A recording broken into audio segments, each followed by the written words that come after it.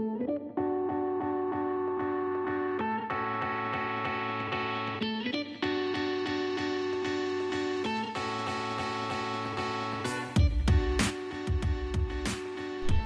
our guest has a reputation that precedes him. He's bold, outspoken, and juggles between the world of cinema, plays, and television with great elan. Our guest has survived in this cutthroat industry for more than 2 decades now. So let's give a warm welcome to Mr. Joy Sen Gupta. So, sir, it is an absolute honor to sit here at this lovely cafe and have a nice conversation with you. Pleasure is all mine. And I think let's just address the elephant in the room first. Yeah. You will be performing live this Friday at G5A at a proper physical theatre space with Lily Dubey and with Ira Dubey for Lockdown Liaisons, which is which are stories by Shobha De. So I want to understand, what is it like to go back on stage and to actually perform in front of a live audience? It means the world to me. You know, there's a wonderful analogy by Peter Brooks, the master of theatre, who used to say that theatre group, and you can increase the analogy to theatre, represents society at its heart. Because a theatre group is like a microcosm of society, which means, like in society, we have diverse kind of people, diverse ethnicity, diverse language, diverse culture, diverse. A theatre group also consists of that. So they all come together for a common purpose. And fulfilling that purpose together is the purpose of society also. How do we create a harmonious society where everybody comes together for a common purpose? So theatre means the world to me, because at one level, as I said, it represents the microcosm of society.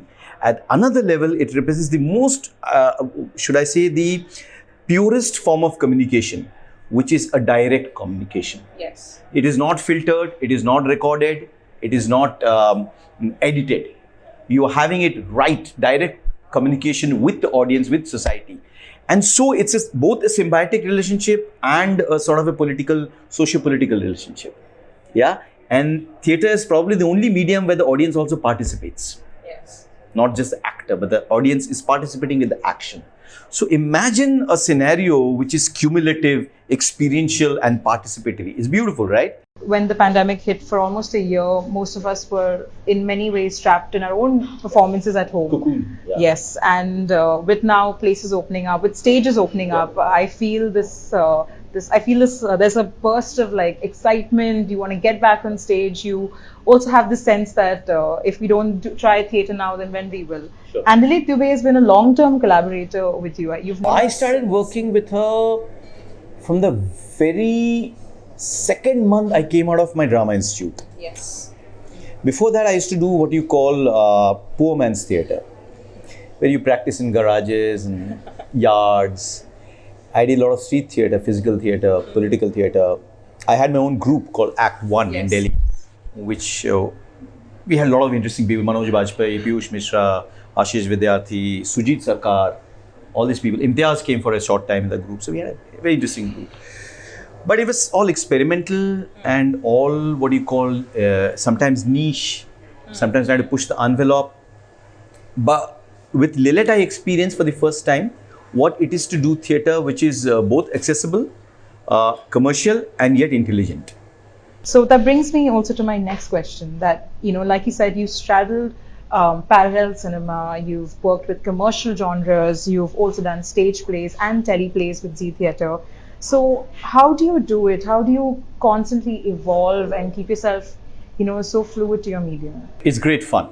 Theatre is very blessed from the very beginning that we have diverse kind of forms. Theatre itself has diverse forms. You have classical, Greek classical, Sanskrit classical. You have epic theatre, Shakespeare and other stuff. Then you have what you call the modern realism, which came by Europe and America.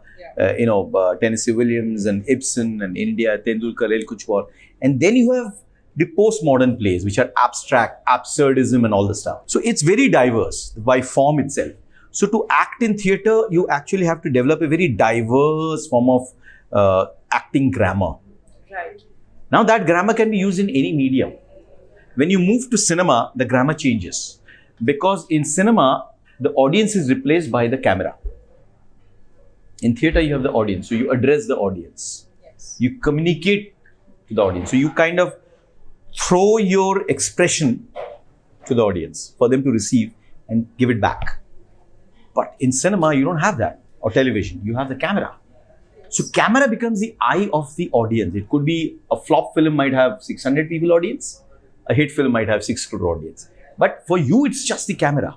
So how do you translate your ability, your expression, and serve it to the camera in such a way that the camera is able to catch it and take it to the edit table and create meaningful expression on your behalf?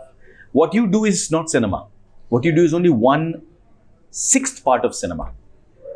The lens does the rest, the lighting does a lot, the kind of shots you set up, wide, top, down, whatever you set up, that, then the edit, they all together create a performance. So the difference in cinema is that. Now, so I always advise every actor that whenever you work in a medium, you must also try and understand that medium. Don't just be so obsessed with, I'm an actor. Yes, you are an actor, but an actor works in an impure medium. Unlike a writer who writes, it's a solo endeavor. Yes. A painter paints solo endeavor. Actor can't do that. Even if you're doing monologues, you're dependent on a theater space, a theater structure, right? Cinema, though, of course. Much before your importance is the importance of the cameraman. Much more of your importance is the importance of the editor. Before that, the screenplay writer, the director's vision, everything. Right. And then the exhibition in the screen, the way it's being projected, is it IMAX, is it 2D, everything. So you as an actor in cinema, is your participation or your contribution actually remains minuscule. It is enhanced by these processes. So you have to understand these processes. So whatever medium you are in, remember that's the medium of communication. Acting is just the spoke in the wheel. It is not the end by itself. So in your earlier years as a performer, you've obviously had the privilege to work with the late Mr. Ibrahim Al-Qazi at the Living Theatre Company in Delhi. And I think after that is where you also ended up meeting Lil Dubey and really getting into that kind of theatre. So is there a difference in the way in which we used to approach theatre back then and now? Like, while there is a difference, what I mean to say is that, do you think that we have grown as a medium? Or is there still, there are still certain levels where theatre could have blossomed, but it's sort of digressed in a way? It's exactly like the musical traditions have grown. Once upon a time, classical music, gharana, was a very important aspect. A dancer would go to learn Bharatanatyam for 14, 15 years before she called herself an exponent of Bharatanatyam. Today, we are living in an age of instant consumption. And it's a sign of times. We have multiple mediums. We didn't have those earlier. So that was a different era. You went through the rigor, you went through the classicism, you went through the stuff from a very basic age. Today, a 21-year-old can come out of college and say, I want to get into acting, and go straight for an audition somewhere. Go to one of the studios in audition and might get one ad, might get one stuff. And suddenly that thing might click. I mean, on Netflix or Amazon or MX or wherever, he's seen and everybody says, "Tera ko dekha re, kya mast kiya tu," and he feels, oh, yeah. At the age of 21, I'm the master of my art and craft. Is he? Maybe not. Should we deny him his time under the light? No, we shouldn't. It's for everybody. It's a democratic medium. So I don't judge like that. But it is definitely, you know it, I know it. It's also a lesser known fact that you do work in education, theatre education as well. So do you believe that that theatre education should be a part of a child's curriculum? Absolutely. I gave this proposal to NCERT, the Education Society, long time back. I used to teach a subject called art in education in schools. I was very young, 20 I was, and very idealistic, change the world kind of idealism. So I used to work with 6 years old to 18 years old. And I was very passionate about it. But the point of that passion was, as I said, I believed in something. I was not going there to earn the salary. I was going there because I want to change the world. And how do you change the world? You start working with clay. And you start building the clay into something. Right. I believe you cannot change anybody. If a person is bigoted at the age of 65, you really can't change that person. It's 65 years of bigotry from his family and from his surroundings. But a child, if is the child is bigoted, like a class 1 child asks me, sir, aapka caste kya hai? What's your caste? So I know it's not the child's fault. He or she is getting it from the home. And I had suggested to NCERT that make film appreciation and theatre appreciation and literature appreciation a part of education course from the beginning. Don't expect a person to appreciate great or good cinema at the age of 21 if the person has had no exposure or created an eye to understand cinema from a young age. How can suddenly a person see a Bergman or a Kurosawa or a Godard or a Truffaut and suddenly say, oh, I love this cinema? It's not possible. Yeah. Your eye has to develop from a certain age. The visual medium must register in you that this is a visual art. This is not like novel reading a story. How cinema is different from reading a story. That instinct has to be developed. In story of description and narration, cinema is a different kind of narration. How do you build that? How do you understand that this plethora of images coming together creates a certain meaning? That you are encapsulating an entire 20th century in a 2-hour film. So that's cinematic language. So how do you develop these things? Through education. And finally, I want to understand, in now your more than 2-decade-long career, most people would ask you that, is there a formula that you've cracked? But I want to understand, can you say that you are finally choosing the projects that you've always wanted to do? Or is it something that you've always picked projects that you've wanted to do and you've also balanced it with projects that are commercially, what people should do? I have realized that there has not been a formula. In this city, when people come, actors who like me come from Delhi or elsewhere, they're always fed a formula by somebody. ये कर तो ऐसा ऐसा होगा. उसको देख. When I came, people used to give example of Shahrukh. वो theatre करता था, फिर टीवी किया, फिर देख स्टार बन गया. तू भी थिएटर से आया है, तो टीवी करेगा, तू स्टार बन जाएगा. ऐसा होता है क्या? You could do everything that the other person has done, but you not, because must understand cinema as a medium is as much about acting as stardom. But stardom is not necessarily coming from the space of pure acting. It's a phenomena. But the only formula I knew is that I have to build a base. As I said, on my talent, I have to build a base of craft and technique and be dedicated to what I do. Whatever work comes to me is not under my control. But whether I'm able to do it well is in my control. Different people have different processes. Right now, there's a culture of business manager, publicity manager, network and all that. That's there.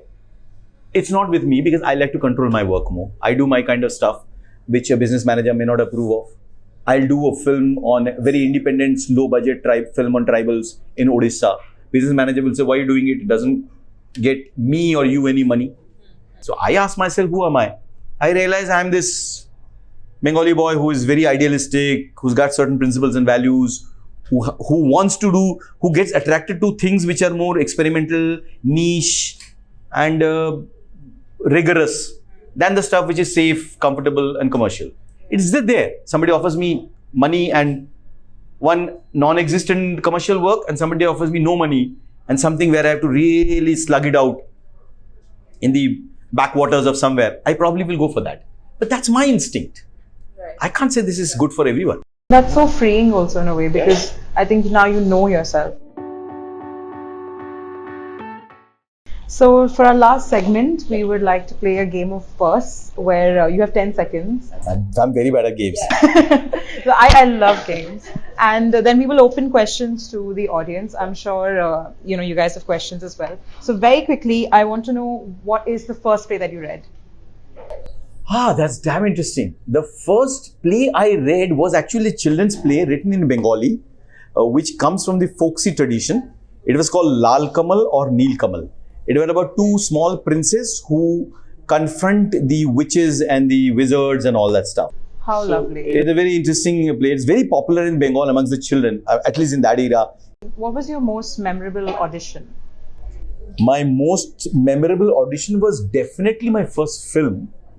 And Govind Nilani, who was one of the pillars of parallel cinema of that period, was making a film, which is a quickie called Hazar Chaurasi Ki Maa. He already cast Jayaji and everyone, and he was looking for someone to play the male protagonist. I gave an audition in 3 parts. One serious, one humorous, and one informative. Which is a play that you read which changed your life and you would recommend to our audience to read as well? Oh, there's so many. There's no one play which changes life. For me, a play which I read did change my life to a large extent. Not change, but crystallize my ideas, was a play called Sammy, where I played the part of Gandhi, but not as Gandhi as Mahatma, but Gandhi as Mohan. So, all right, let's open a question to the audience. Do we have any questions or anything? They're scared that if they ask a question, I'll speak too much. Yeah. Okay. So every time an actor talks about a struggle, they only talk about the physical struggle, like मैं आराम ना कर जाता है, but no one talks about the mental struggle, like, and it's a khichdi of insecurity, rejection, and everything. And you had like 2 decades. How did you like deal with the mental struggle? Very interesting question. I had never looked an actor's job as a struggle. Let me start with this. I've always looked at it as a privilege. No one forces you to be an actor. Your father can force you to be an engineer, a doctor, a civil servant. But no one will tell you, चल पढ़ाई कर, actor बनना है. 4 साल में अगर actor नहीं बना तो तेरी मैं चमड़ी उधेड़ दूंगा. Nobody says that. We choose to be an actor. And when you choose to be something, it's a privilege. It's not a thing. So everything that you go through because of passion and because you want to live a life which is based on freedom, love, adulation, and tremendous amount of creative satisfaction. So उसमें जो भी आएगा जिंदगी में, that's not a struggle. That's what builds your character. That builds you up. And every audition that you fail is not your failure. It's because there are 2,000 different ways of doing anything. Which one clicks for that particular director may not click for another director. So never be frustrated because of a failed audition, because it's not your failure. It is what the director's vision is demanding and maybe not matching with your physical or the mental options or the choices you've made. You get me what I'm saying? So never, ever look at it as a failure. Always look at it as, I learned something from this audition, suppose. I learned how to be better prepared, or I learned how to be more instinctive. Not prepared, but instinctive. ये भी होता है ना? बहुत prepare करके जाते हो और डायरेक्टर बोलता है कि मुझे ऐसा चाहिए. You said, shit, I prepared the whole night for this, and he wants something else totally. So instinctive. So what will work, you never know. And another place, तुम जाते हो instinctive और डायरेक्टर बोलेगा कि यार क्या ये, कोई प्रिपरेशन नहीं है तुम्हारा यार. So you'll say, oh shit, yaar, I should have. That guy is thorough. So there is no right and wrong. कहाँ क्या कैसा होगा? Who knows? Yeah, you have a question? Sir आपने स्टार्ट में ही पुअर थिएटर से लेके commercial theatre. हाँ. Sir मैं भी अभी दिल्ली से मुंबई अभी एक्सपोर्ट जी कर रहा हूँ. जी.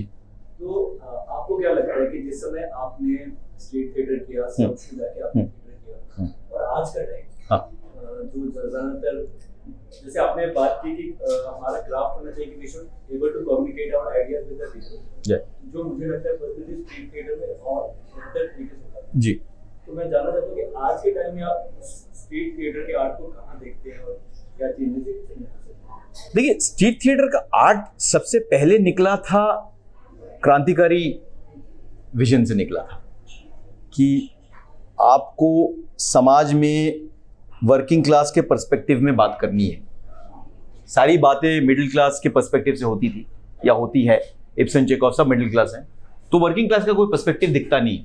मजदूर वर्ग का, मेहनताना वर्ग का पर्सपेक्टिव, दलित वर्ग का कोई पर्सपेक्टिव नहीं दिखता.